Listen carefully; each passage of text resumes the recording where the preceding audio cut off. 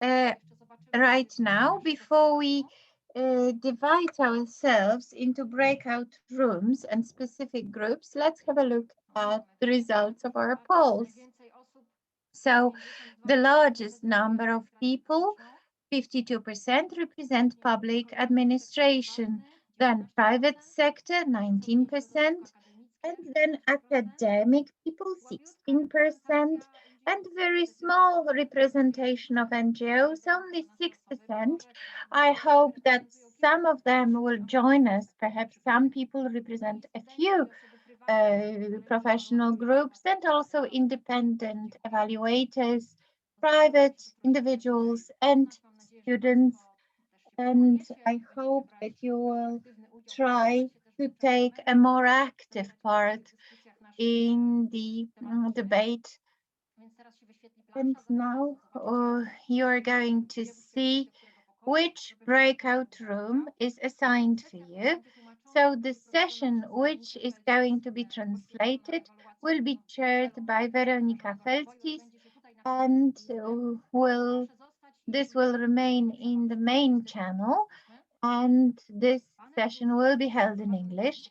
Second panel only in Polish, chaired by Dr. Magdalena Urbańska, Smart City Evaluation.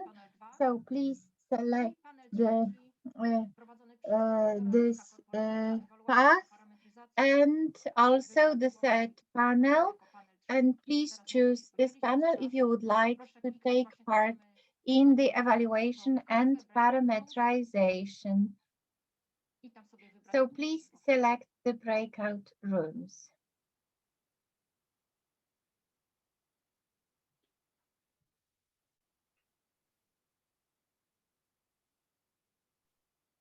Jeszcze chwileczkę Państwu damy na to przejście do pokojów tematycznych. Jeżeli ktoś ma kłopot, proszę sygnalizować. Ja mam taki kłopot. Ja nie mam takiego. I have a problem. I don't have any icon like that. Nie jest to tak rozpisane właśnie, jak nie ma tego kwadracika. Zgadza się, Monika. Nie ma. Myślę, że jeszcze chwilkę, bo może podział na sekundę, pokoi wymaga Okay. czasu. Mnie się też nie wyświetliło, właśnie się zastanawiałam. I do not see it either, so perhaps if all of us have it. Czasami jak ktoś ma starą wersję Zooma, to chyba się nie wszystko If somebody has the old version of Zoom, the situation is like that. Myślę, że będą zaraz. Czy możemy prosić Panie z obsługi technicznej? Can we ask the technical service? But just let us know. Right, 30 seconds. Dużo zmieniamy tutaj, prawda? Bo tutaj te wyniki najpierw omawiamy, później pokoje, dużo się dzieje. So many things are going on. We discuss a lot of issues. Powiem serdecznie dzień dobry Państwu wszystkim. Welcome after the break. Hello. Hello, Professor. Welcome. I jeszcze na żadnym bardzo tak. Głęboko intelektualnie i emocjonalnie również. So I'm intellectually and emotionally engaged in the session. Thank you, Professor.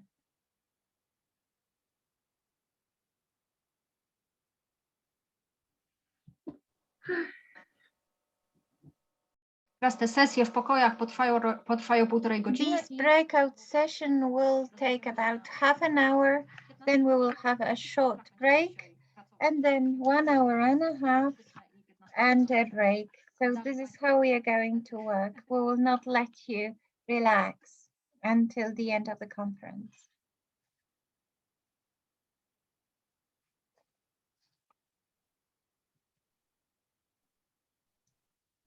OK? Pojawiła się ikonka, proszę spojrzeć na dół na Can pasek. you see the icon, join a breakout room? Osoby, które chcą wziąć udział w panelu So drugim. those who would like to take part in panel 2 or 3, please select the breakout rooms. And those who would like to listen to the debate in panel 1, please stay with us. I still don't have it. I'm sorry. Nie ma na dole breakout rooms, nie pojawiła się taka ikonka. Ja też nie. Niestety Są nie. jeszcze Icon breakout room. more i pod tym At the bottom of the screen, there are 3 dots which say more. W tych 3 kropeczkach, tak jak mówi właśnie pani Agnieszka. And there is an icon at the bottom of your Jeżeli jej nie screen. ma, to faktycznie może być to stara If wersja. it's not there, Państwo korzystają z perhaps it przeglądarki, is ona the może old zablokować te kropki. version. Nie powinno się So wydarzyć, if you're using a browser, also this may może be to the szybko case. się zdarzyć. Czy jest jakaś inna możliwość przeniesienia do pokoju? Is there any other possibility of being brought into the breakout room? Może przenieść do pokoju? Technical service? Technical assistance? Can you bring us to breakout rooms? Będą przeniesione z automatu So paneliści, moderatorzy. the moderators, the panelists will be brought automatically, and those who need the icon, who do not see the icon, please write it down in the chat window.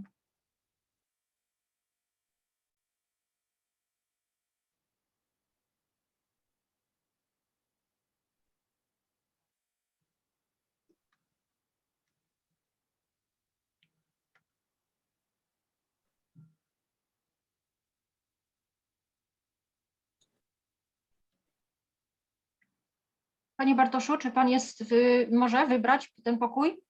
Bartosz, can you select your breakout room? Niestety nie mogę. Widzę breakout roomy, widzę, że tam jest ileś osób, ale nie fizycznie nie wyświetla mi się po prostu ta I informacja. see the breakout rooms, but it's not displayed, unfortunately. Poprosimy właśnie nasze wsparcie techniczne o przeniesienie pana Bartosza. So this is my question, my big request to our technical team to transfer people to breakout rooms. Fajnie było zobaczyć Bartka, chociaż na chwilę. Tak, i panią Małgorzatę, panią profesor Latok-Zielińską o przeniesienie do It pokoju. was also good to see each other for a moment. Jestem panelistką. Może się uda. Cały czas mnie wyrzuca. Już po prostu Mhm. nie wiem, co się dzieje, ale może się uda. Raz was słyszę, raz nie, raz was widzę, raz czarny ekran. Mhm. Mnie słychać, ale chyba nie widać, prawda? No. Tak, słychać. A może pani ma kamerę zasłoniętą, nie? Nie, właśnie nie wiem, co się dzieje dzisiaj. Jeszcze raz mogę prosić o nazwę pokoju, do którego przenieść panią Małgorzatę? Panel profesora Korporowicza, ten 3. pokój. Professor Korporowicz, room number 3. Dobrze, o profesor Mizerek również, P12, poprosimy 3. pokój. Troszkę będę ręcznie. Professor Mizerek, room number 3 as well. Jakoś nie widzę tego pokoju. Aha. Dobrze. Profesor Dariusz Wadowski również jest panelistą. Professor Wadowski is a panelist in Professor Korporowicz room.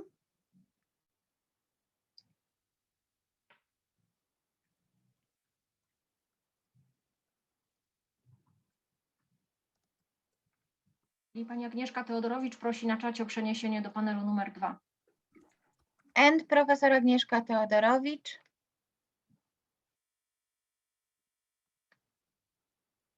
Room number 2. Nie wiem, czy panie miały czas zareagować. Pan Cezary Strąkowski prosi o przeniesienie do... Professor Cezary Strąkowski asks for moving to Professor Korporowicz room. Bardzo państwa przepraszamy, no ale tak to jest niestety, że musimy być gotowi na wszystko. Różne niespodzianki się... We need to be ready for various options. Czy ktoś jeszcze chce być przeniesiony z tej sesji głównej, na której jesteśmy teraz? Proszę na czacie napisać.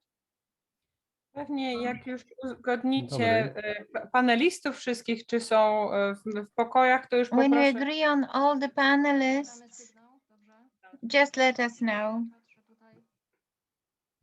Dzień dobry. Thank you. Krzysztof Szewer z tej strony. Ja także proszę o przeniesienie mnie do pokoju pana profesora Korporowicza. I also would like to ask to be moved to Professor Korporowicz. T17, P17, room number 3. Dziękuję bardzo. Dziękujemy.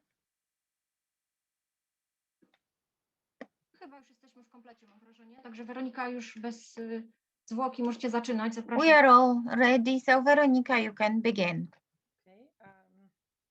Bardzo serdecznie witam wszystkich. Welcome everybody in this panel concerning the effect of the sustainable objectives of sustainable development and their effect on evaluation.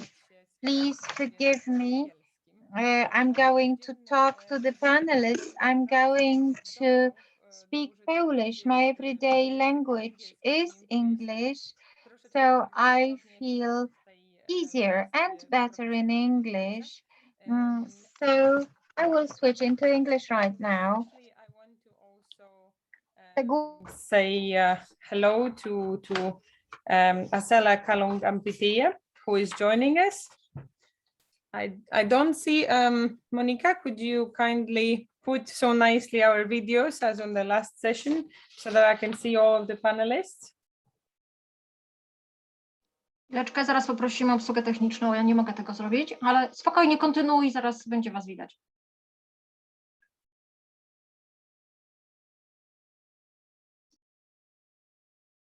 Ask the technicians to make us visible for each other. Okay, I still don't see you, but I know that everyone is here, so I would like the technical help to help me see everyone from our panelists. Otherwise, it's a bit difficult to only see myself. And let me, as I did on the previous panel, invite you to understand who are our panelists today. I will start with Andrei because I see him first. Andrei has been working in the Public Authority of Ukraine for 13 years. And during this time, he worked in various governing authorities, got through as chief special to a head of department. Also, for 3 years, he worked in the international project Pulse, which aimed to ensure the implementation of public power decentralization reform in Ukraine. In this USAID funded project, he was responsible for legal support of the reform implementation in Ivano-Frankivsk region. Today, Andrei leads the community integration department of Ivano-Frankivsk City Council and appears as a PhD student of Kiev Taras Shevchenko National University, where he's also working on his dissertation mechanism for evaluating of public policy of sustainable development at the regional level. Since 2019, he's a member of the Ukraine Evaluation Association, and since 2020, he is a member of Polish Evaluation Society as well.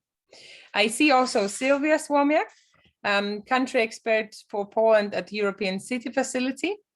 Sylwia has 15 years of experience in international cooperation, working closely with municipal governments, ministries in the third sector.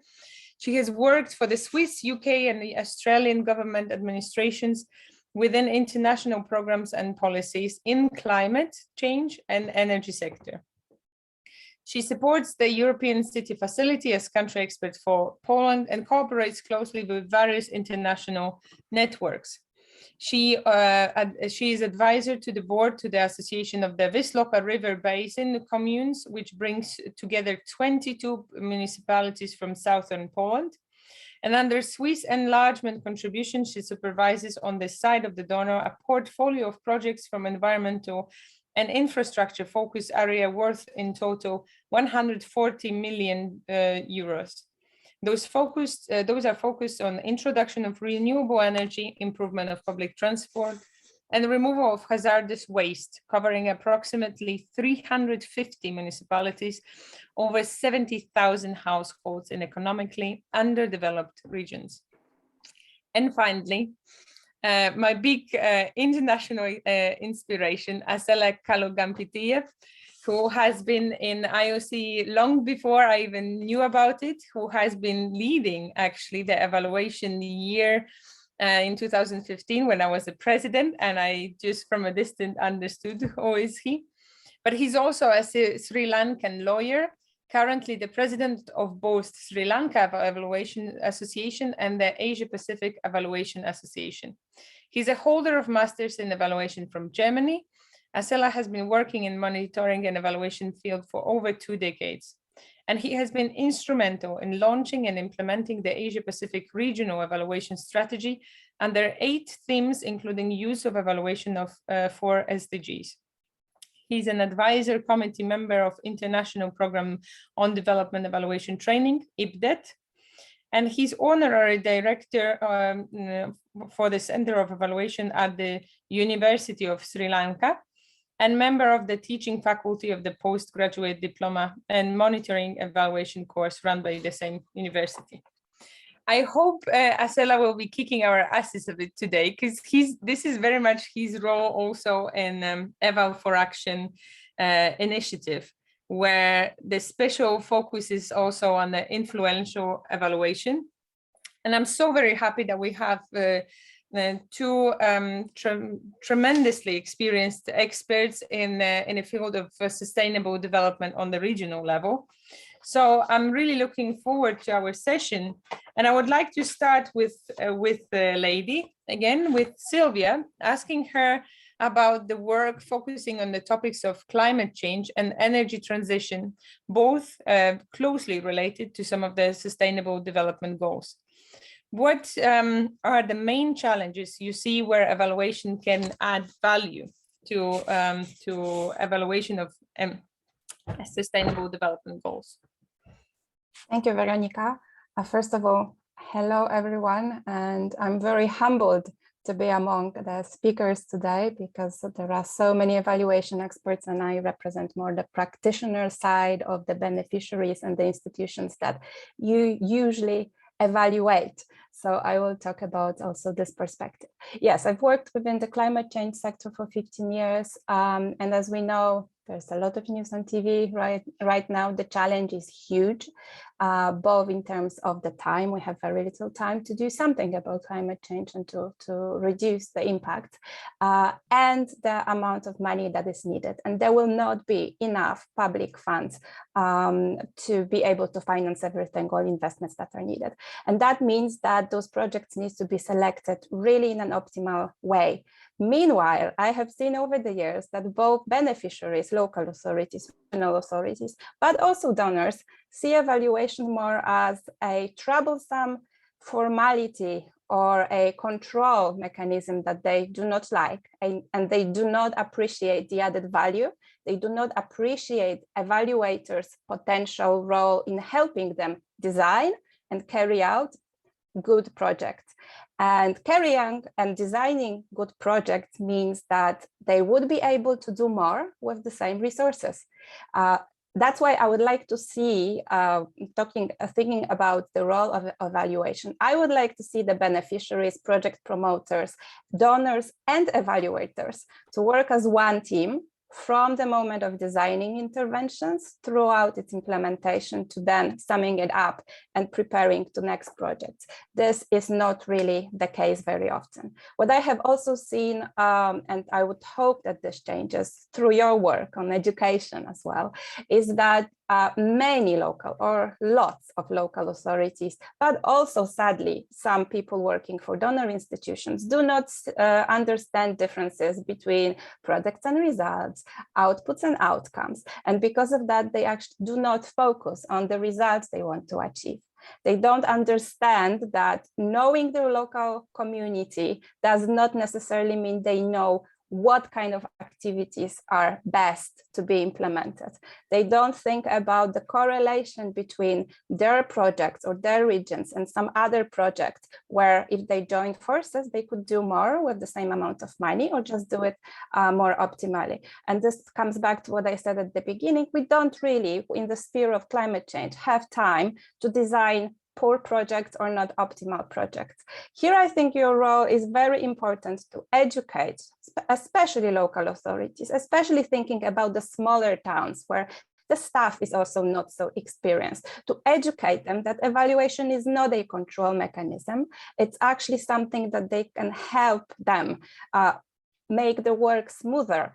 Also on the political level, help mayors be re-elected because they are really assessed for the results of what they do. So here I would like to see that this really improves. For that, I think there is also a lot to be done on, in terms of simplifying evaluation, because it is a little bit a magical world for many institutions. They don't really know what it means, whether it's an audit, whether it's a scientific assessment. They don't really understand the practical applications for them. And here I think that a lot can be improved also if you talk about simplifying it. And one final thing, if I still have time, is also what I've seen that there is smaller problem on program level, because usually program or subsidy programs are based on some kind of evaluation, either of previous programs, or there is actually ex-ante evaluation done, but this does not necessarily transfer to the project level, which then are not always based on proper assessment of needs. They are not properly evaluated, and then the evaluation is not always taken into account. So there is this mismatch, and that's why I like to talk about local authorities and their role and your possible link with that. Thank you so much, Sylvia. And indeed, this is great that in the midst of all the problems mentioned by you, the next speaker will be Andre, who has been working in the municipality on the regional and local level. So Andre, in the midst of all the problems that Sylvia has mentioned, do we have a hope for a good sustainable development or regional policy or program evaluation? Do you came across such examples? Dziękuję bardzo, Pani Weronika. Witam wszystkich. Thank you very much, Weronika. It is a great honor for me to participate in this event, and also that I can be here as a member of the Polish Evaluation Society among experts from different corners of the world. As Professor Leszek Korporowicz in his initial speech mentioned, for a long time, Poland had no tradition in evaluation. The same was true for Ukraine. Why was that the case? Because both countries were part of the Soviet bloc. And so democracy, management were structured in a completely different manner than in democratic societies, where democracy had been created, where it continued to develop, and where it plays an important role in shaping public policy. Of course, we do have the values and the traditions regarding policy shaping that we need to leave behind. We are looking for a new path that will allow us to develop further as a nation, as a state that takes a sustainable approach. Of course, we have different approaches at the central level, and so it is also interesting that the regional level in Ukraine can also be the level where evaluation can be also introduced and used on different levels. So Weronika has mentioned that she's been dealing with decentralization for 5 years. And so it was initiated in Ukraine in 2014, where people got killed, and then the war with Russia started. So we had this option to open up new ways and new possibilities for the self-government. It was not easy because for many years it had been impossible to introduce many aspects because of two different problems. First of all, we don't have such a possibility in our legislation. And secondly, there is no money. For many years, all financial means were concentrated at the level of the central government. It was that government that would decide where money would be spent and on what. So there were certain aspects where money was spent and other aspects where there was no money to spend. Now the situation has changed dramatically.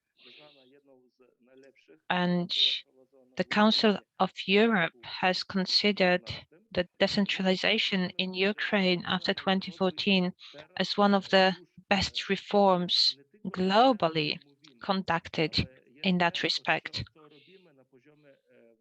So it is important what we do and what we do on the regional level. So it was interesting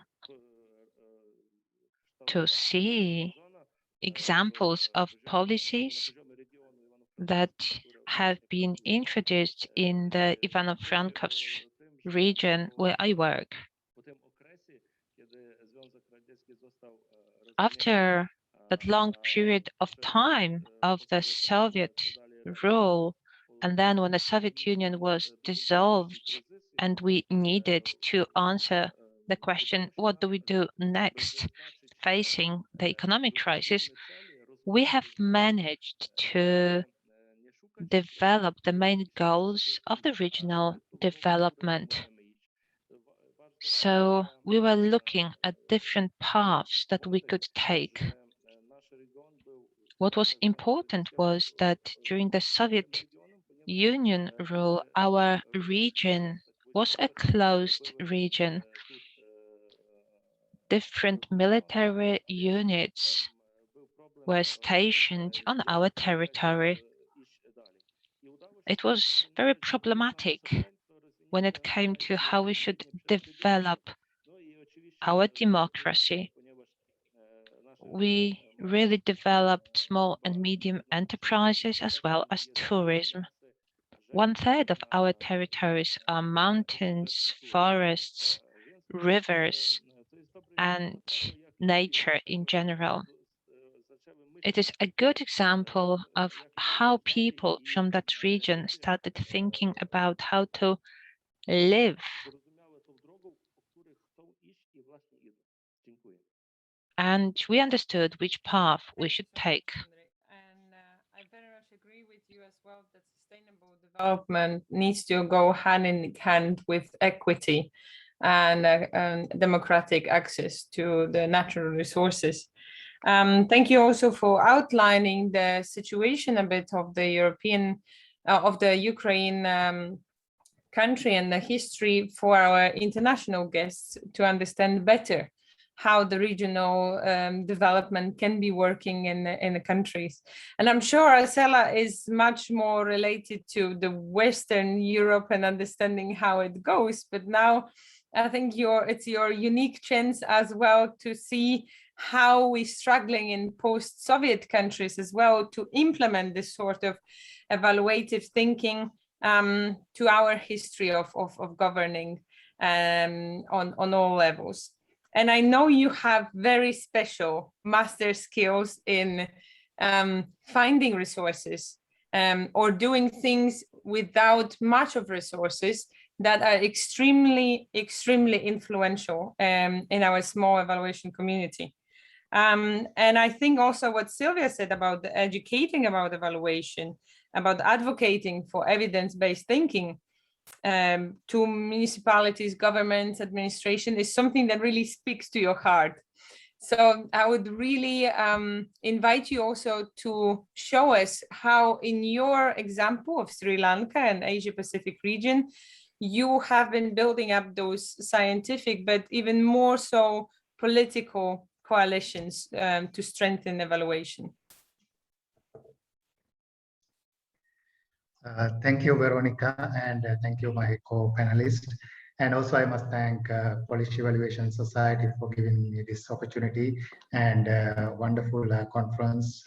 Congratulations to Policy Evaluation Society.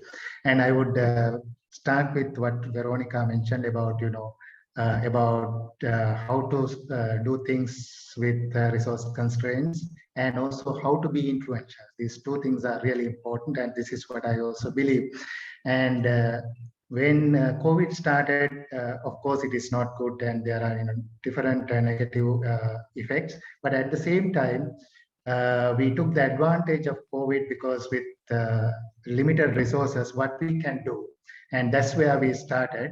In Asia Pacific region, we did not have a plan for evaluation strategy, and we thought of developing an evaluation strategy.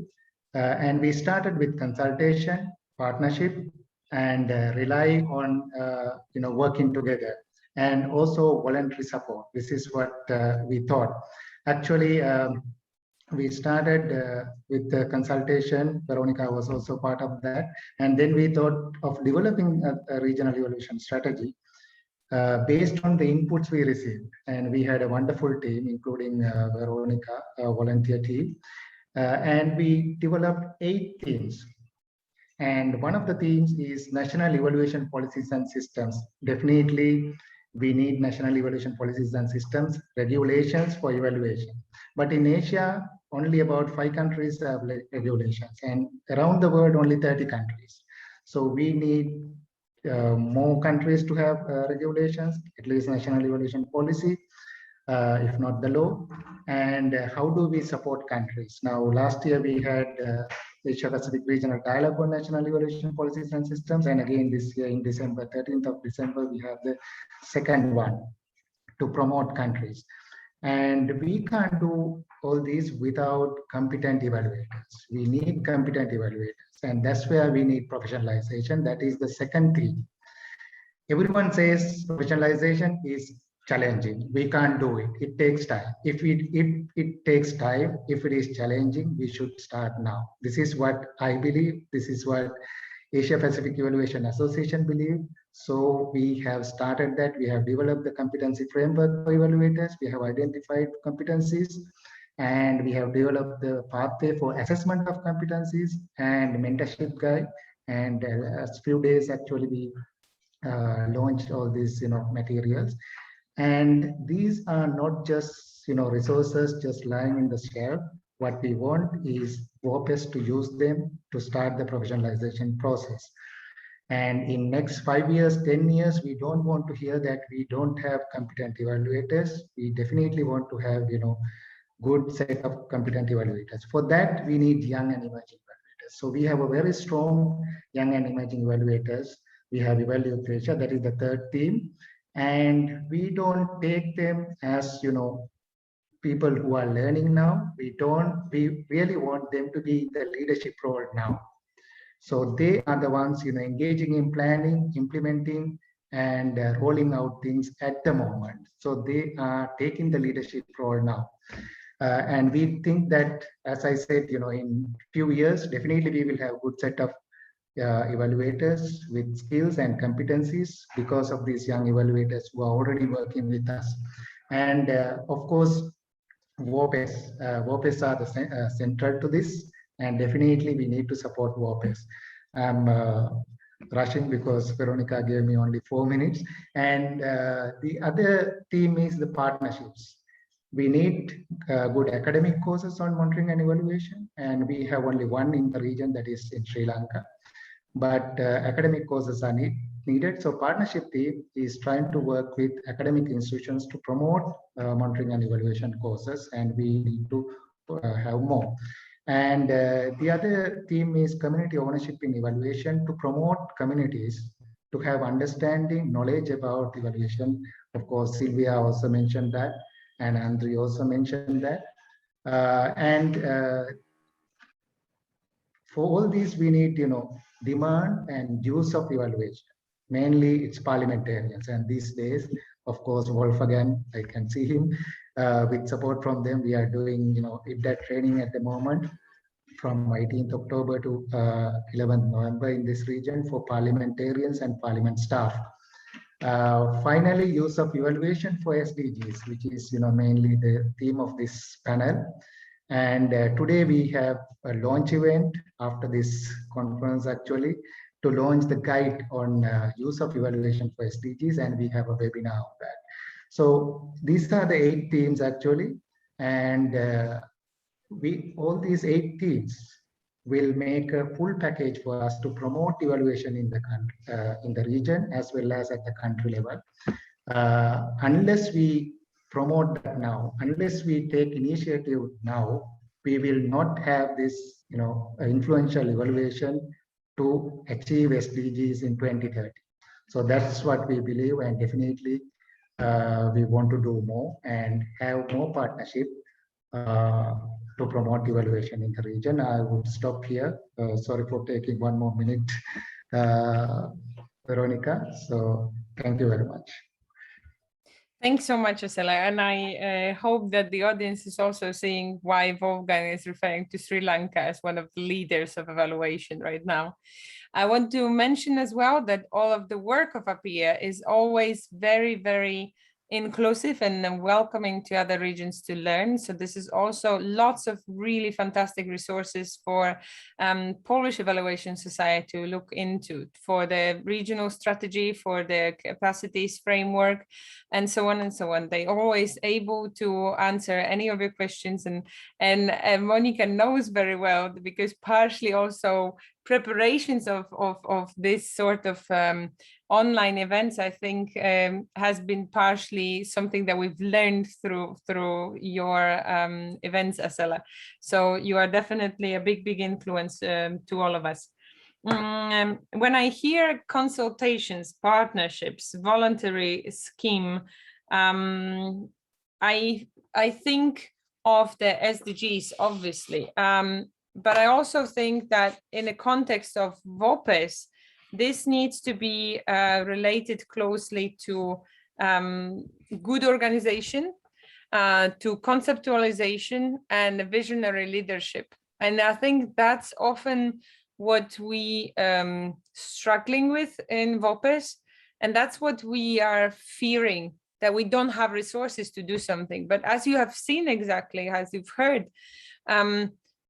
that organization, that thinking together and coming up with good ideas, changing that water in our tank and exchanging with the partners and actors from the outside is really making it fresh and interesting. It doesn't have to be immediately innovative. It doesn't have to be so very different. It just also needs to kind of follow other trends and others to build up the commonalities and build up the body of the more influential evaluators. I put on the screen the SDGs framework from Stockholm Resilience Center, which shows, I think I like this picture more, because it really shows that if we want to speak about SDGs, they don't all have similar value, they don't have similar importance within this framework, which is extremely important and very interconnected and very complex. The basis is still nature, the basis is still ecological system, which sustains us and which gives us safe operating space. And therefore, anything what we assess in economic terms is only the 3rd step.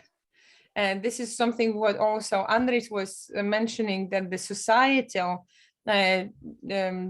justice, the societal equity in thinking about sustainable development is crucial on the regional level.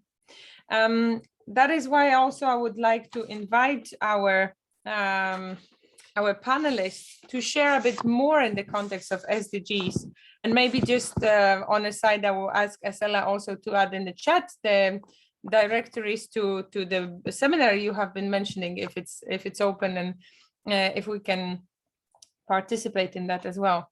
And I would start with Sylvia, asking, what else do you think we should be doing to sustain those safe operating systems for ourselves on the nexus of social and environmental? You have been working a lot with climate change programs, with energy programs.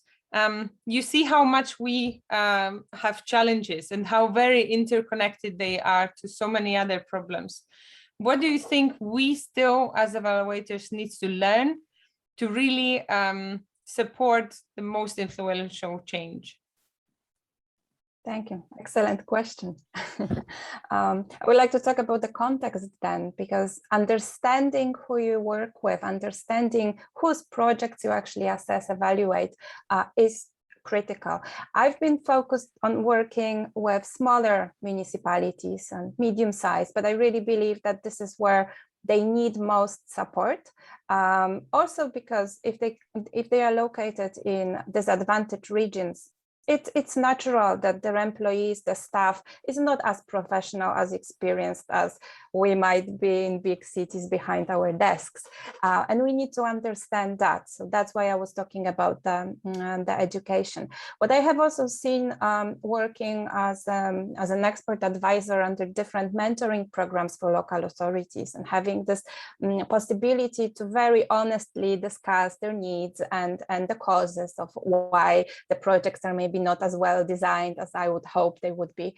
What I've noticed is that many people there don't believe they can have impact. It goes a bit into the philosophical stage maybe, but they just don't believe that through their work they can do more, and they are able to influence the projects their municipality does. And that is a huge barrier to improving the situation, especially in those disadvantaged areas. And there are different reasons for that. For example, they have tried and failed. They talk to their mayors, but the mayors have been more interested in their political goals and not improving how the institution works. Something to understand when you evaluate individual projects are those major problems in how the organization is managed, how responsibilities of individual staff, units, departments are handled by the mayors, deputy mayors. So it actually goes much deeper than evaluating a certain intervention, let's say. It really goes into evaluating the whole system. And then I talk to people who are experienced, and you can see that they really want to do more, but they don't know how to do it. And when we do needs assessment, for example, a lot of colorful post-it notes, and I say, like, put all your ideas on there and we just discuss it, then it really goes up to their bosses, and they are then afraid to pass on the message to their bosses, and this is why nothing really changes. When I look at projects, how projects are designed, because I'm often asked to advise or let's say assess the effectiveness of a project proposal, and I ask basic questions like, but why this activity? Why do you want to do this? How do you know it's necessary? What do you mean, how do we know? We know the region, we come from here, but how do you know that even though you've done it 5 times before and people were happy, how do you know that this was really the best way, that the next project should be based on that? You have not done any evaluation. Why don't you maybe contract some evaluation before you start some new project? Oh, but evaluation, it's not required by the donors. So there's still this understanding of evaluation needs to be required by the donors. There needs to be funding, and also the reality of designing projects for especially smaller municipalities, but not only smaller municipalities. It's not done proactively.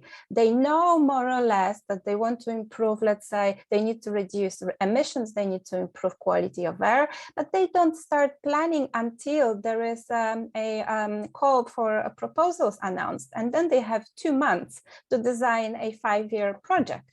They don't have time to commission evaluation. They just have to write a proposal as soon as possible. And it just goes on and on and on. It's a vicious circle. So there is this is actually a huge challenge to change their mindset. It's not about institutions, it's about the individuals who then design the project and find the time to do it proactively, even if they have to invest time and resources and they don't know if there will be a subsidy program that would be able to finance this project, but they know this project is needed.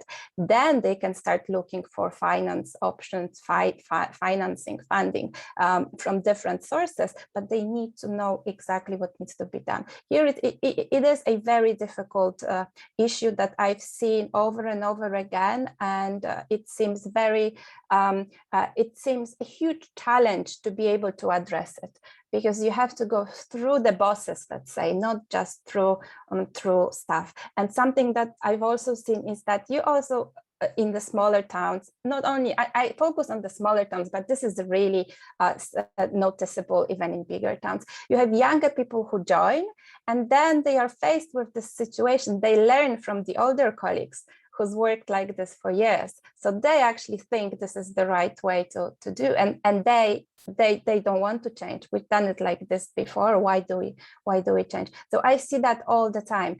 This is more than just an issue of evaluation, but if you are also to really pinpoint in your reports, for example, pinpoint the benefits of looking at the correlation between different topics, different areas, different projects, and to show that there would be, it's not just telling them you could have done this project better, but there is an opportunity for you to save money here, to do more if you do a certain project better. If you are able to think about making it simple and making it very practical in your reports, that might be convincing then that it would actually be helping. And you are not controllers, you are guides for local authorities. I would like to evaluators to be seen as guides in preparing really optimal and effective interventions.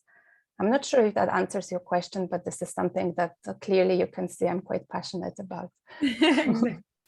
Thank you so much, Sylvia. I think we're still circulating around, as we see also on the screen, circulating around the change of mindset that we propose to the people with which we work with, that we need to break the cultures with different way of communication and different type of questions they need to ask themselves. You mentioned also a very important topic of the power relations in the context of evaluation, in the context of the whole invitation to democracy, right? Because as we've heard in the keynote speech, evaluation is part of the invitation to democracy. Andrei, how does it work in the Ukraine, where evaluation of sustainable development, and again I keep that picture on the screen to constantly try to divert you to thinking about SDGs, but also in general about sustainable development, about safety of our operating as societies, where in such a focus of evaluation it worked for the benefit of democracy in Ukraine. Dziękuję, Weronika. Thank you very much, Weronika.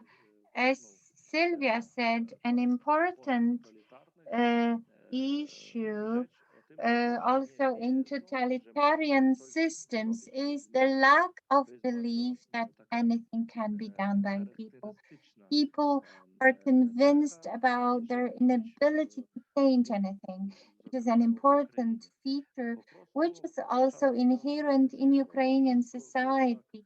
In the times of the Soviet Union, everything was done in the way that decisions were taken solely by authorities, starting from party authorities to executive authorities. So the process is observed as paternalization, when you perceive the state as our mother or father who take decisions, who do everything for us, and we just go on living, uh, and everything should be like it is or as it is, and you should not even criticize the surrounding reality. So this period existed for 30 years, for a long time, but for the 30 years of Ukraine's independence, it has been the period where they started to look for the real path to democracy, for the creation, for the formation of public policy, which should not be done by state institutions, central, regional, local governmental, but also the ordinary people or NGOs should also be involved in the creation of policy.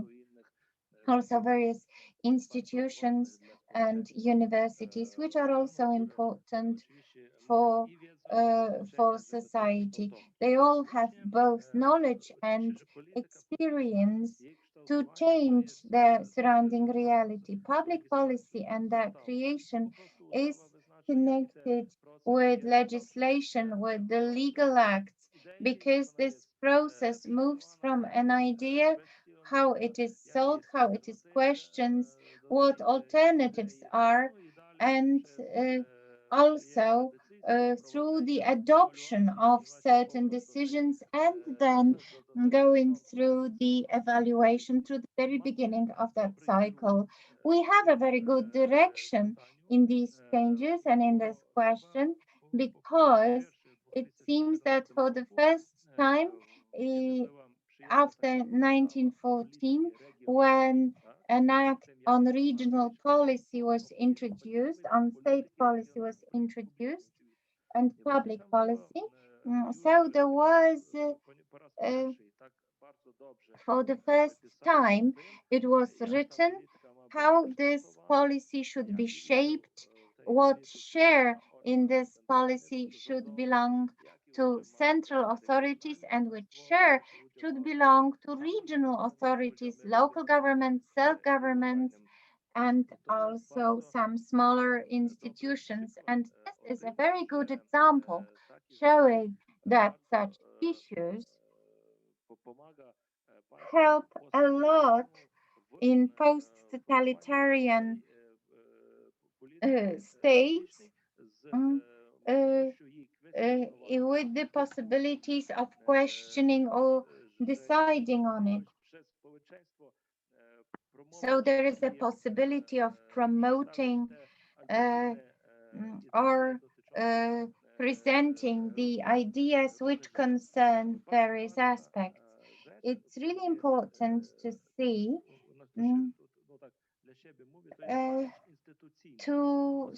the memory of institutions.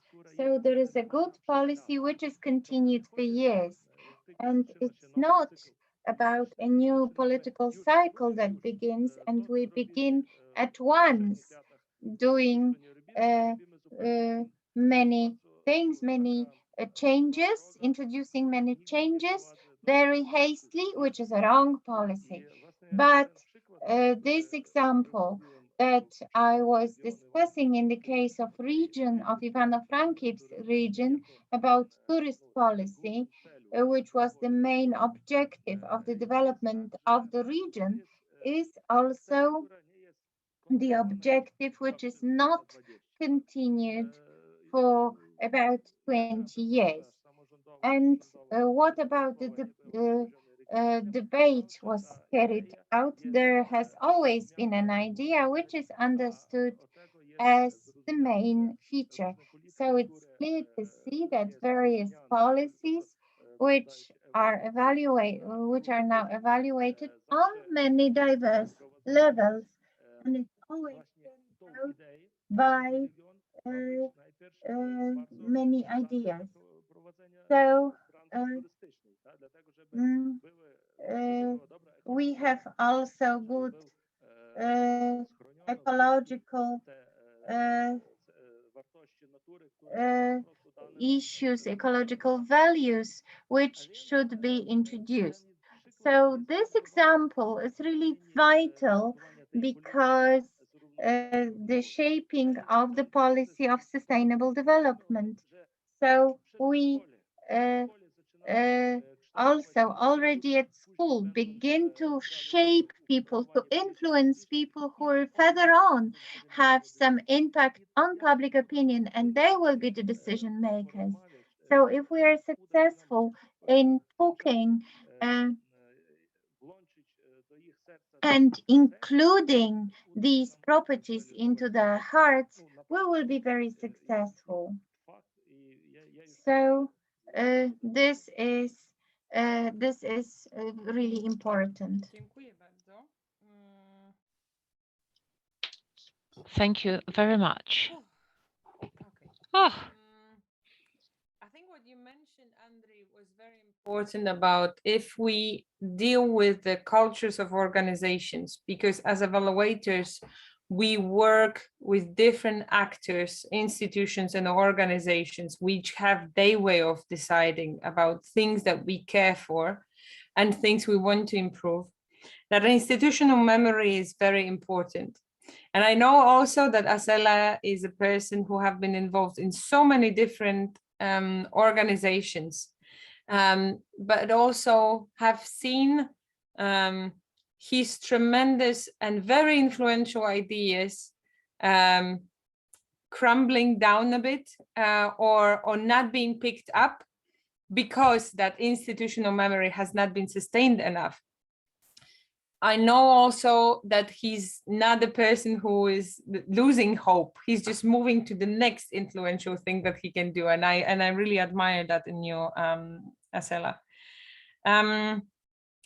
But we also focus a lot on regional policies and strategic thinking, which is crucial for our democracies. But I wonder, how can we as evaluators not maybe do that, not change that, but contribute to implanting that sustainable development goals framework into that strategic thinking on the regional level? Because as we have seen in the first sessions, yes, we do have processes in each of our countries going for decades. We have history of our country, but we also have the future, which is not so very bright and requires our quick actions, our decisive actions here and now. Also from us evaluators as carrying that social responsibility. And that is why I really appreciate your work in the Eval for Action and in some of other work that you do, Asela, to really make us appreciate that common framework of understanding how global processes and issues are interconnected, how complex they are. But anyway, whatever the criticism we can have for the SDGs, it is our common framework of thinking about the direction we can support each other to go towards to. That is why after this longer comment, to structure the question to you, how can we in strategic thinking and regional policies implant SDGs framework or contribute to it as evaluators? Thank you, Weronika. I like the question because although I mentioned in the first round about what we have done, what we have accomplished, always I'm thinking, actually, practically, how many evaluations are conducted at the country level? And maybe very limited because it's difficult to find many evaluations at national level. And although there are some evaluations are conducted, how many evaluations have been instrumental in making a change? Right? Maybe almost zero. So this is now, as evaluators, we always promote results. We always say, okay, results are more important. Then as evaluators, we also need to see what are the results of evaluations. We see that if we put together a theory of change, at the end, evaluation should make a difference. Evaluation should be influential to make a difference, and there should be contribution to at the and to achieve development. So whether it is happening, although we are doing a lot of advocacy, it's a lot of work, of course, many making efforts, but whether it is actually making a difference, this is the question we need to ask. So I'm always asking this question from myself, and I think still long way to go. And if you take sustainable development, every year there is this high-level political forum, and around 50 countries make presentations, voluntary national reviews, BNRs. First year, I think around 192 countries endorsed the SDGs agenda. And first year, BNRs mentioning about evaluation is almost zero. 2016, 2017, very few. So in 2020, only one country presented VNR with, after doing the SDG evaluation. And now only 3 countries out of 192 countries who have endorsed the Sustainable Development Agenda. So again, a long way to go. So what else we need to do? Still, always we have to ask this question. And I think, as Weronika mentioned, each country needs, strategic plan, clear planning for evaluation. Whether they have, legal framework for evaluations, whether they have institutional framework for evaluations, whether there is designated organization, institution in the country taking care of evaluation, and whether they have the institutional capacity within that organization to handle evaluations, and whether they have necessary instruments, guidelines, competencies, things like that, ethical guidelines for evaluations, and then whether they have competent evaluators who can produce quality evaluations. These are very important questions. I don't see, we have done a lot in Sri Lanka, but I don't see clear plan in Sri Lanka as well. And we are trying to advocate for that. And Parliament of Sri Lanka actually took lead in institutionalization of evaluation within the parliament. And they appointed a Parliament Select Committee, which is kind of historical for any parliament. And they started training Parliament research staff on preparing brief on evaluations. The reason is that we expect parliamentarians to use evaluation findings and recommendations. Not only parliamentarians, any decision makers should use evaluations if evaluators expect that.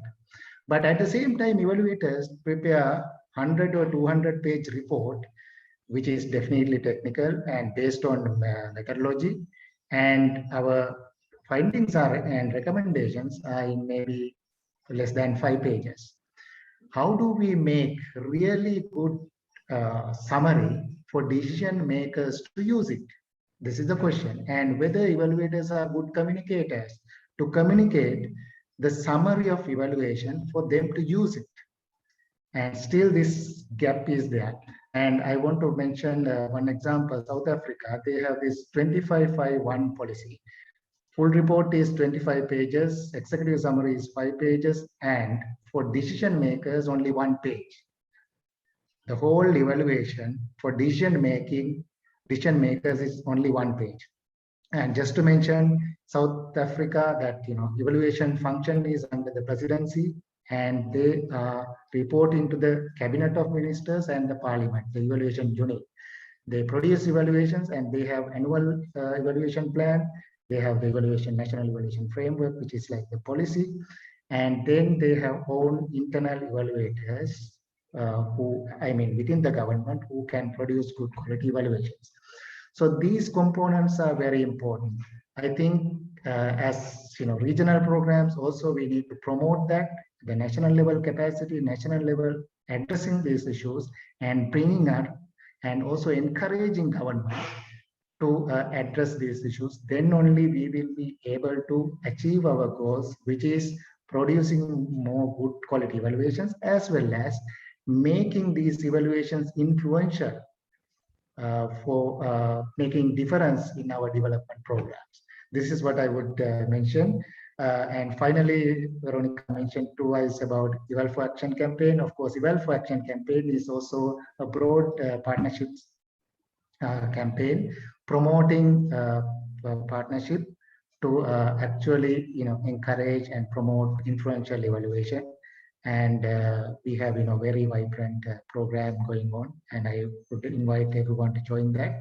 At the same time, I will change my background also, Zoom background also, to walk the talk. You will see, that also these days it is going on. Thank you very much. Thank you so much, Asela, and I'm happy we completed the 2 rounds of the more moderated discussion.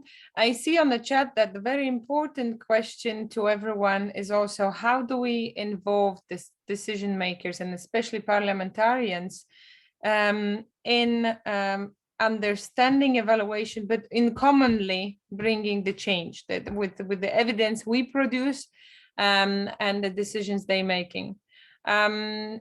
I think it's very much the field again of Asela, and he can also share definitely several of the examples with our wonderful Natalia Nikitenko from Kyrgyzstan as one of the most prominent and active people who have brought to the parliament evaluation and its value.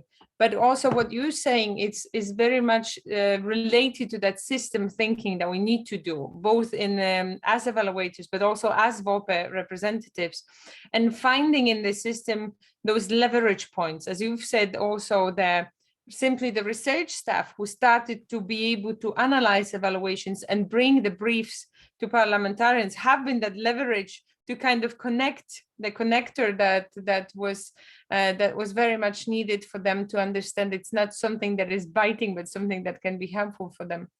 Asela is also a co-chair of the Global Parliamentarian Forum Global Parliamentarians Forum for Evaluation. And I was just wondering now whether we shouldn't ask you, GPFE, to do some training for VOPEs also on how to involve parliamentarians. I need to remember that in the connection to the bootcamp, too many things happening at the same time. But I think this is very important. So if there's any decision making, also if you, Andre and Sylvia, have examples of people, I wouldn't say to get converted, but people who understood the value of evaluation, even on the local or regional level, and what helped them to really be big advocates of using this type of research for their decision making. Please share that as well. And that's a first question from our audience. So I open the floor for any speaker to open this part of the discussion.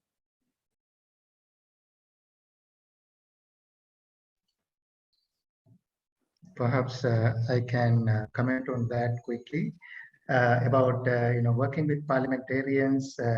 I remember when we had the first ever parliamentarians panel on evaluation in March 2013.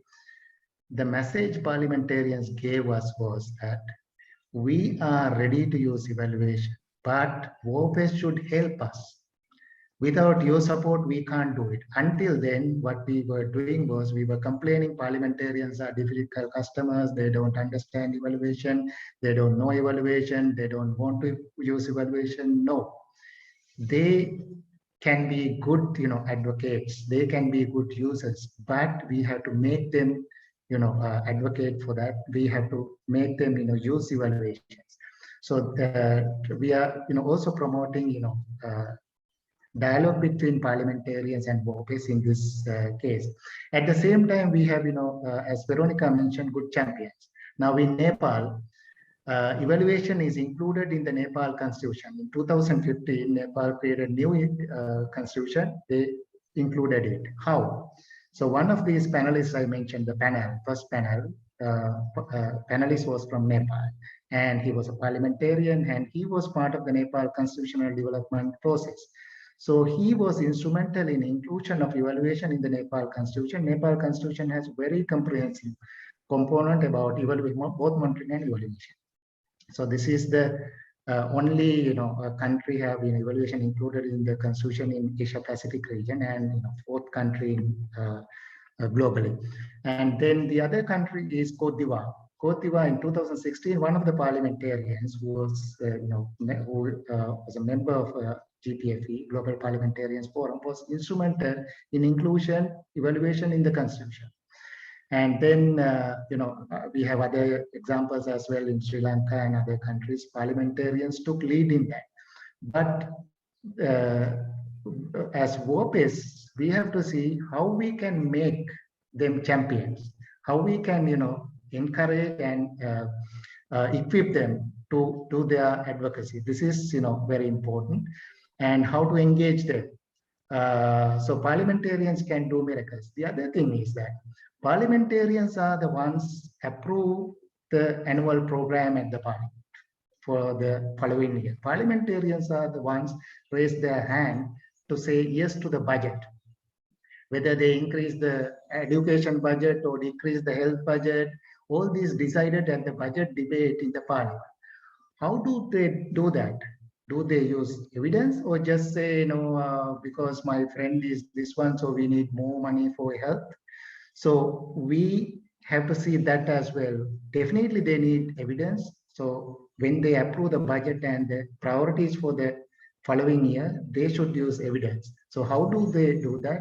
Whether they have evidence. This is the main question. And also I said, they need to have, evaluation briefs. We expect them to use evidence. And normally it says parliamentarians have only 10 minutes per day for reading. Do you think parliamentarians read evaluation reports within these 10 minutes? No. So how do we make them use? So that is the challenge. And we have to be very creative and innovative in that case. Thank you. Climate change might be a good example of this. I fully agree with everything Asela has said. How to make parliamentarians and governments actually read evaluation and want to do better programs. There needs to be pressure on them, and the pressure comes from the voters. This is the reality. So in climate change, we already see the really growing activism. There's especially among the youth, there's more control, let's say, on the level of the climate activists. It's becoming an issue. That's why I believe many governments are investing more in climate change, not because they really want to, but because they know they have no choice if they want to stay in power. This is the reality.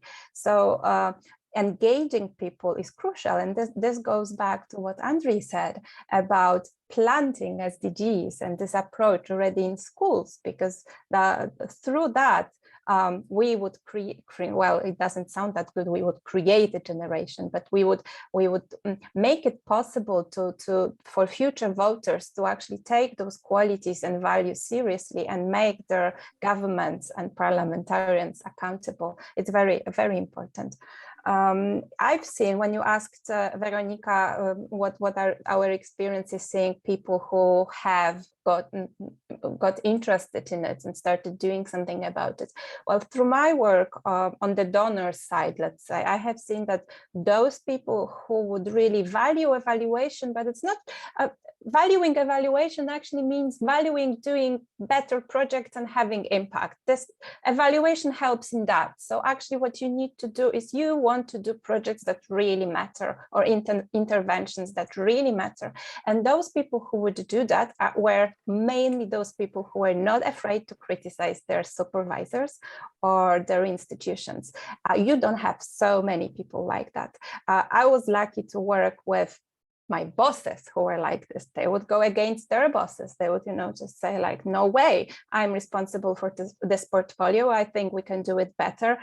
I am not signing off something that I don't think is optimal, but there are not so many people like that. And here it's the whole societal change, I would say, if people care about their work and the impact they can have, then they would be more willing to risk, let's say, their reputation or position within their organization and say, okay, I want to make something good. I will change the organization if I cannot do it here. But this is not an easy way. It's not an easy solution. And those evaluation reports, like Asela mentioned, when they come to donors, they are very often just put on the shelves. And especially when you have different continuation of certain programs, subsidy programs being planned, being foreseen, this is done. There is self-evaluation also of donors' institutions, and self-evaluation staff, assess what they have done and how it could be done better. But whether it would be done better later on, in many cases, when also donors start planning the next subsidy programs, they think, oh, okay, the last one wasn't that bad, and we don't really have time, so we will actually do the same. Maybe we will include some of those recommendations, and this is not really read, even if it's done internally. I have talked to many representatives of different donors institutions also in Poland, and they say, no, of course, again, it's on the individual level. Some of them say, no, we really take this into account. But then I see projects that have been approved, and I would never have approved a project like this because you have no proof that it would be effective. There is no proof. The donors, the people who actually assessed those proposals, they have not analyzed whether the log frames, the outputs, outcomes that were mentioned, I mainly think about results, outcomes, that they were actually not taken, out of the blue, because they don't have the time and the tools and the capacity to do this. And then, of course, donor institutions are afraid to be a subject of evaluation because they know that they could have done it better. It's a very, very interesting topic. And I think what Andrew said, this planting the SDG approach and values already at the very early stage might be actually what we really need. But in terms of climate change, we don't really have the time to wait for the next generation. Andrew, would you like to comment as well? Thank you so much for your insights, Sylwia. Dziękuję bardzo. Tak, mam Thank kilka... you very much. Yes, I have a few remarks in this subject because you said that concerning evaluation with the approach that is effective and very important at the same time.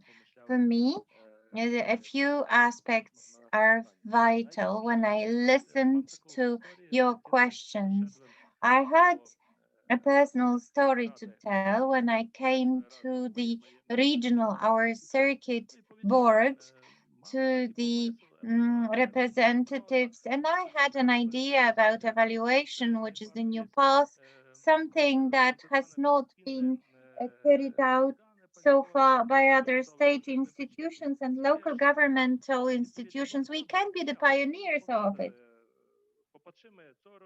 So they told me, all right, go on, tell us about so I discussed the evaluation of the effect and the efficiency, and he said, no, we don't want to do it.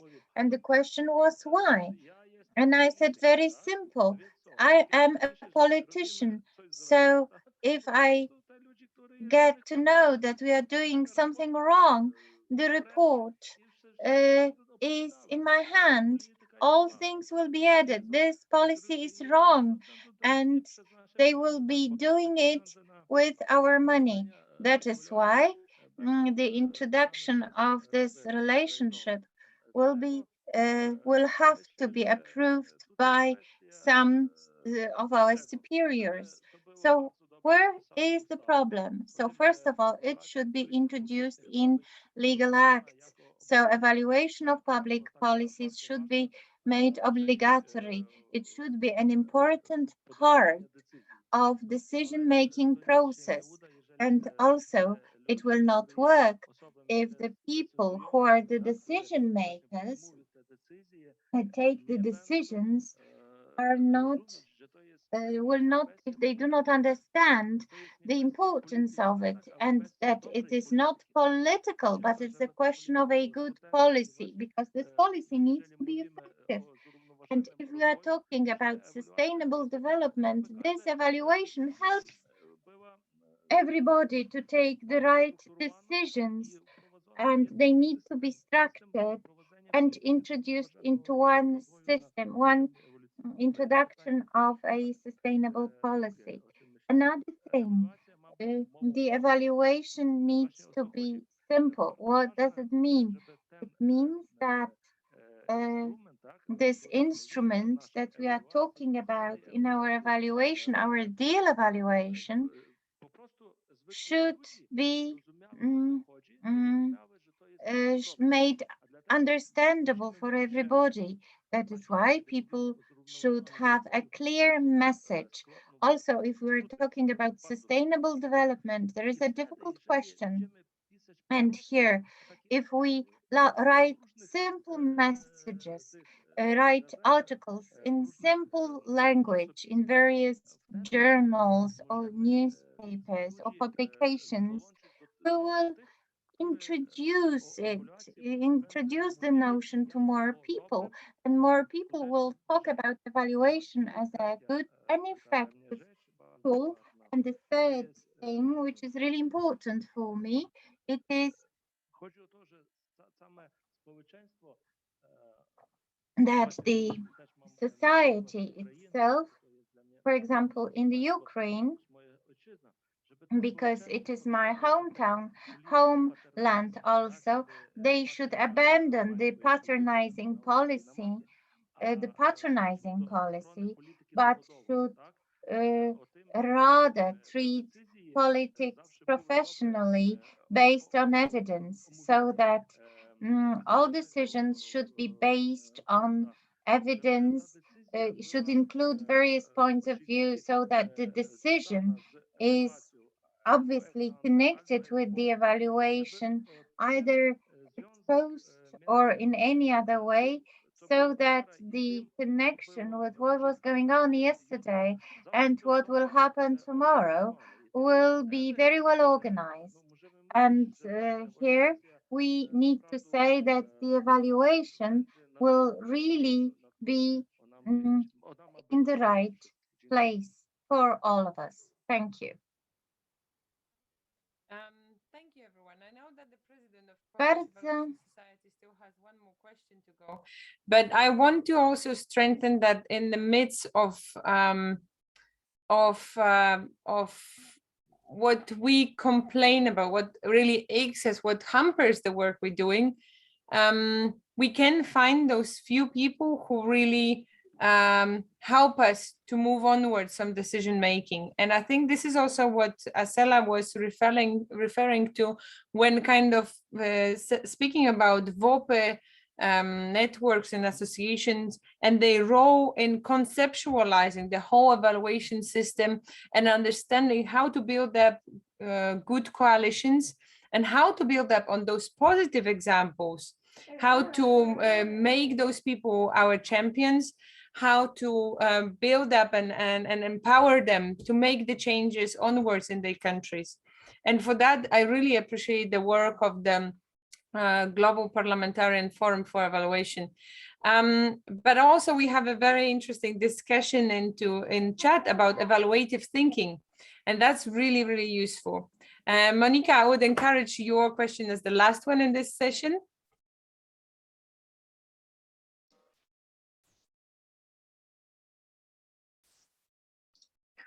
Ja powinnam je zadać?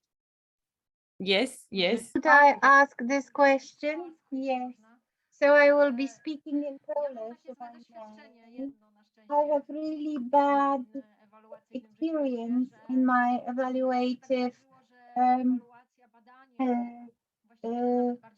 in my CV. So it was the evaluation of the needs, but with my evaluation thinking, I tried to evaluate everything that was going on. And there was a number of problems within the program, but it was just before the local elections, and there was a large fear that the results of this very neutral study will be used for political purposes. And even I also learned that the report will not be made available because there was a fear that the political opponents will use the results of the report. So my question is, do you have any experience like that, or can you give me some advice? What can be done mm, how we can engage in an evaluation, because sometimes the results of evaluation can be used for political purposes. Myślę, Evaluation Society to SDGs very directly in our country. I remember when we came for the first time to National Statistical Office, who was responsible for SDGs and for gathering and monitoring indicators on SDGs. And we said, we want to work with you hand in hand. We want to, you are gathering data. We are happy to analyze it and bring good evaluation to decision makers in our country. And there were so many blockages and barriers, also political, to this process, that I think Monika's question can be treated more generally, exactly in the whole context, in the broader context of SDGs. How in the post-Soviet countries can we be introducing valuable ideas without risking them being politically abused? If I may, I think that the average person, either in big cities or in smaller cities, has no idea what evaluation is. Sometimes they see a report on a website of their institution, like here's a report of the program or whatever. No one reads it. I mean, it's not for an average person. So they actually don't know whether what their local authorities do for them is optimal or not. They see what they get. And that's what I hear from many mayors. They tell me, Sylvia, evaluation, it costs this and this. It is quite expensive. People want a new swimming pool or an ice rink or a McDonald's. If they get this, they will be happy. They think that their life is improving. If we spend money on some paper and then say that in 5 years' time, as a result of this paper, we will be able to do better things, and that will be, your life will improve in 5 years, it's too theoretical. So again, it goes back to what Andriy said, that people need to be aware of what's good for them, not in the patriarchal system, but that quality projects require, for example, I believe, and this is true in Switzerland, for example, paying local employees more. You cannot expect to have very high level or good level of work if you have people who are paid very little, because those who can make more money in most cases would go to the private sector or an institution that will pay them adequately. So, but our approach in Poland is that no, we cannot spend too much on the public sector. Why do we have so many public sector employees? Because you could have half of them if they would be more qualified, I think, but then you would have to pay them more. And this is a huge thing to introduce. No government would like to do it. So this also goes back to the activism I mentioned and the example of climate change. If people are more aware how to check of whether their local authorities or national authorities are doing what's best for the region, then they would get more interested in the results of evaluation. They would pay more attention to it, and maybe they would think that, okay, well, reducing socioeconomic disparities for this region is not through that, like building a McDonald's is not the way to do it, but it is very often. It's an anecdote, but it's a real argument I have heard. Like our youth, when they think about improving their lives, they think about getting a McDonald's in our town, because in a bigger city, kids get McDonald's. Thank you so much. Andrzej, do you want to make the last comments for the session? Kilka takich zaułek. Jeżeli mówimy o... Just a few words. If we are talking about the world government, it should begin with evaluation. So we should be aware that this process is really important from the point of view of sustainable development. I believe that a good idea would be to create an institution which on everyday basis should carry out the studies, the verification. So there were some examples when World Labor Organization was created, and this idea rendered very good results. So here we need to think that the whole world not only the regions of it, but the whole world needs very reasonable management and evaluation. And so it should be devoid of the political limitations that were mentioned by Monica a moment ago. Thank you very much. Merge the evaluative thinking SDGs and the conclusions of our session, and I know you will handle it.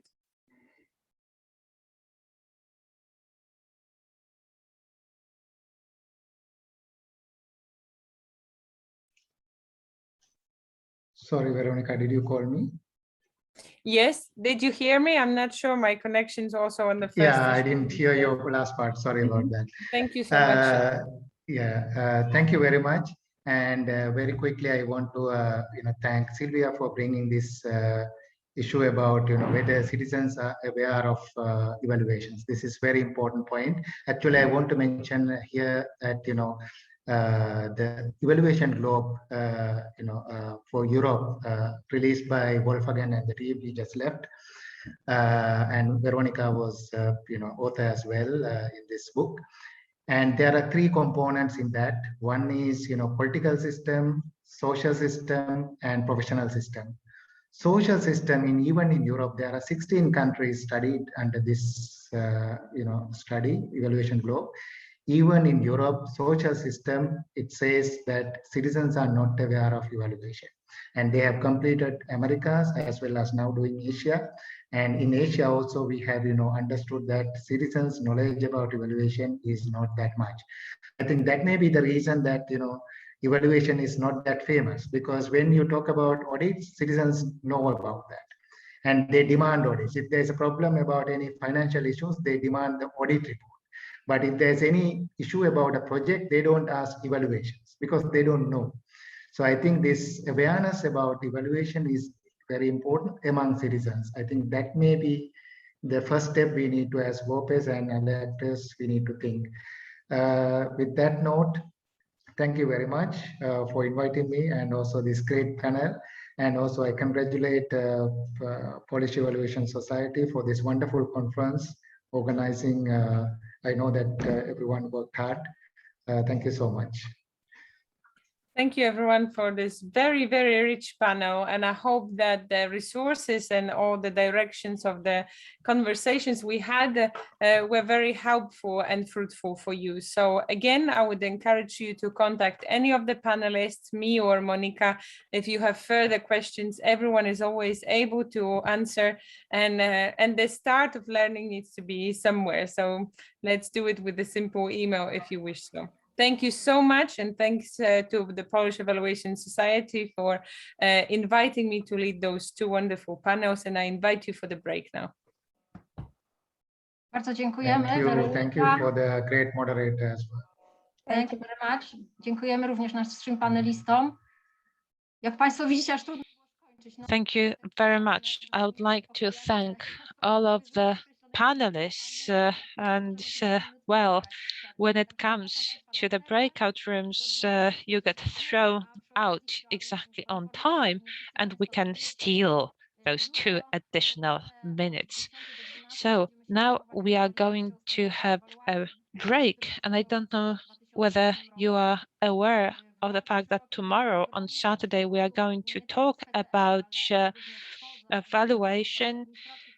It was the Polish Evaluation Society, but also NGOs, private companies, practically everyone was invited, and we would really update this document. I'm going to enter the link in the chat, and please join us if you're available tomorrow. See you after the break at 12:45.